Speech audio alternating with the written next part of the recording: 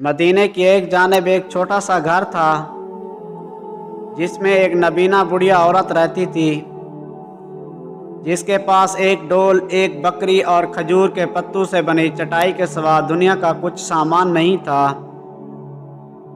حضرت عمر بن خطاب رضی اللہ عنہ ہر شب اس عورت کی خبر گیری کیا کرتے تھے، اس کے لیے پانی کا انتظام کرتے اور اس کی حالت سنوارتے۔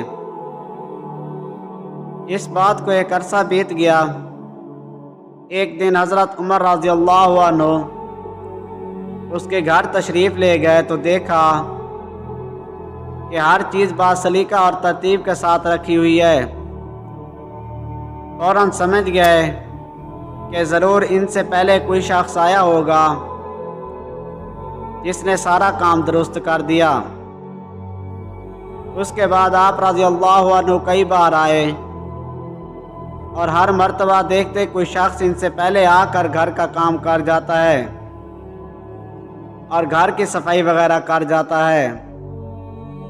ایک دن حضرت عمر رضی اللہ عنہ یہ معلوم کرنے کے لیے کہ آخر کون ان سے پہلے آ کر سارے کام کر جاتا ہے، گھر کے قریب کسی کونے میں چھپ گئے۔ اچانک ایک آدمی کو گھر کے قریب آتے دیکھا۔ اس نے دروازہ کھٹکھٹایا، پھر اندر چلا گیا۔ وہ ابو بکر صدیق رضی اللہ عنہ تھے، جو ان دنوں مسلمانوں کے خلیفہ تھے۔ حضرت عمر رضی اللہ عنہ اس پوشیدہ جگہ سے باہر آئے۔ آپ رضی اللہ عنہ کے لیے حقیقت امر واضح ہو گئی۔ اپنے آپ سے اظہار تعجب کرتے ہوئے کہنے لگے، ابو بکر خدا کی قسم تم ہی ہو سکتے ہو، خدا کی قسم تم ہی ہو سکتے ہو۔